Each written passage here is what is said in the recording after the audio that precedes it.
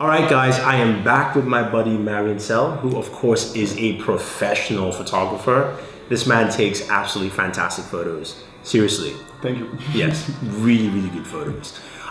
He's taking photos with Gal Gadot. He's done shoots this week. He did like 4 photo shoots, 5, 6. Yeah, a lot of photo shoots. Yeah. But he's back with us here to talk about, of course, mobile photography. And today we're taking a look at the Huawei P20 Pro.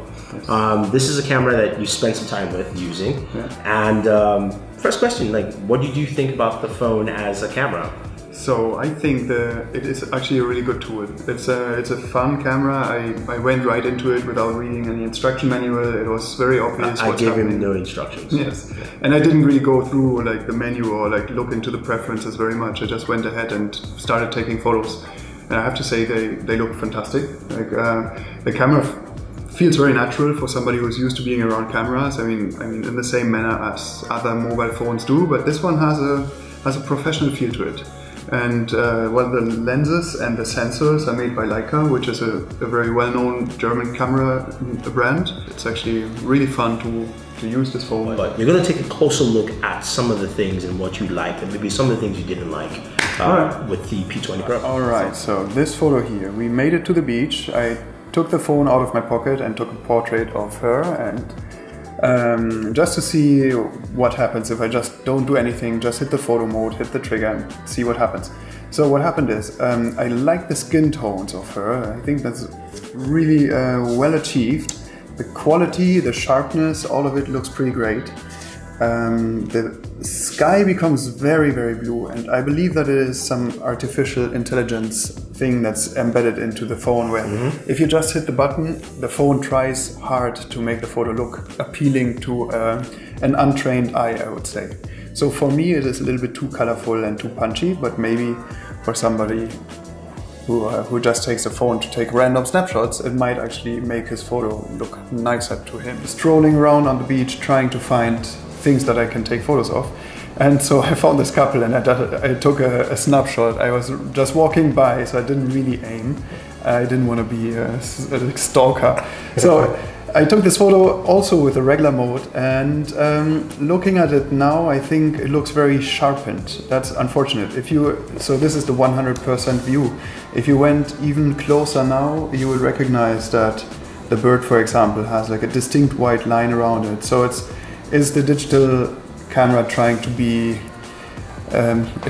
you the impression of sharpness. Okay. To my eye, it looks a little bit too treated. All right. I mean, to me, it does look like a really good shot for something that you popped out and took a quick photo though. But I guess I'm a little spoiled. I went ahead and switched on the black and white mode, the monochrome lens, and I think it's quite fantastic what you can do with it. So I was searching for an object that has a lot of detail to it, and I found the driftwood, found several driftwoods, and I think the quality is quite fantastic. This is now, I think, a 10 megapixel file. You can also shoot 20 megapixels. I didn't know that at the time when I was just hitting buttons. So I think this looks great. The gradients are beautiful. You see the sky goes from dark to gray, from dark to bright without any lines. So it's pretty great. I instantly kind of fell in love with a black and white camera. You can now searching for detailed landscapes, and in this case I found the sand. There is something interesting happening in here. I'm not sure if you can see it.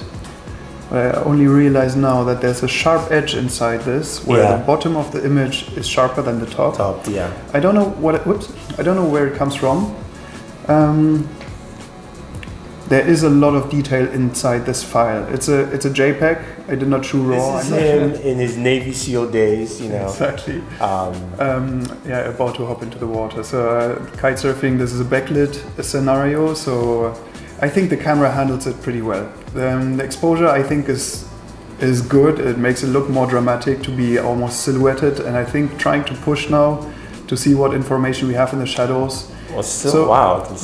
You can recognize my face now. So I think it's pretty good. You could go ahead and treat this image in order to get the face out and the background.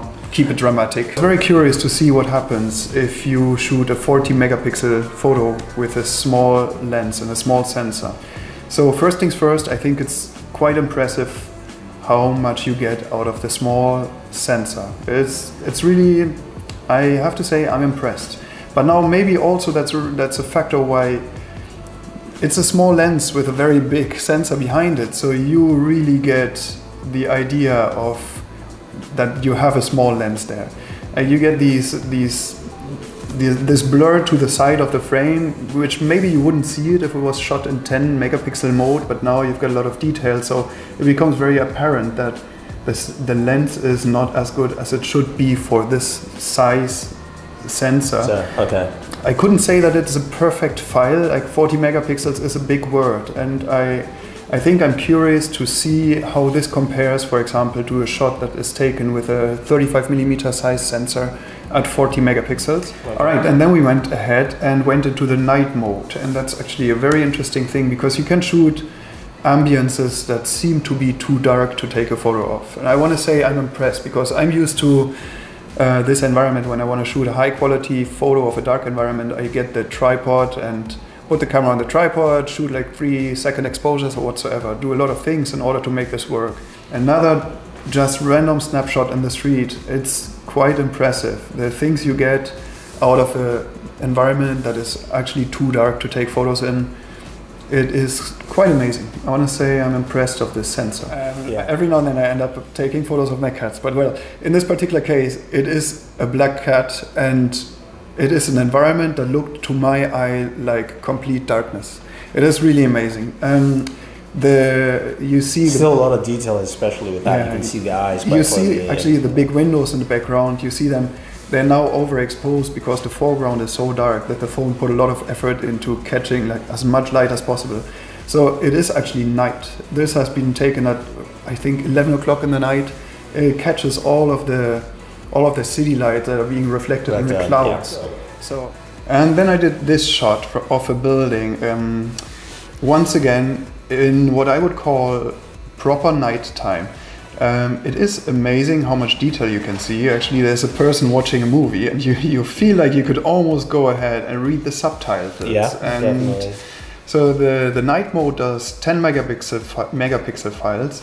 And in order to see, I wanted to get a comparison to the iPhone actually. So I went ahead and I took the same shot with my iPhone 7 just to see what it looks in comparison. So I'm sorry, my cats are going crazy. No way. So I would say what happens in the nighttime is several images are being stitched together. The telephone gets a lot of detail out of the darker areas and out of the brighter areas and creates something like an HDR photo for you. Where the iPhone in this particular case only did one single shot. Interestingly, the iPhone's resolution is a little bit bigger, so I think this is 12 megapixels. Looking at details now, I recognize the grain a lot in the iPhone photo, but on the other hand, the iPhone photo has a natural feeling to it, which in this one here, once again, is very sharp, but much less grainy. So we saw a lot of photos. There's stuff that you liked and stuff that you didn't like. But what's your overall take? Do you like the Huawei P20 Pro? Yes, I want to say I actually really like the camera function on this phone. It's very intuitive. The professional mode is good. The monochrome lenses, well, what I would say is fantastic. It's a beautiful and powerful tool to have in your pocket because everybody is carrying a mobile phone around with him. So if you can choose between having a great camera on it or a mediocre camera, then I would actually go with a great camera. So professional modes, big resolution files, raw files, it's all in there. You have optical zoom. It's a pretty powerful tool. Cool. Yeah. There you have it. So thank you very much. My pleasure. Appreciate it. Check out all the photos. We have them on the link down below. It's on our website. Marian took a bunch of photos there so you can actually see them. And also follow Marian on Instagram. His Instagram name is actually down below as well. And you can check out his website and see all his professional shoots. This man takes some great photos. I feel ashamed when I gave him this phone because literally when I took a photo and I looked at what I took, I was like, never mind, sorry. I shouldn't take photos again. But thank you very much. Don't forget to like, share, subscribe to the channel, and always enjoy your entertainment. Thank you.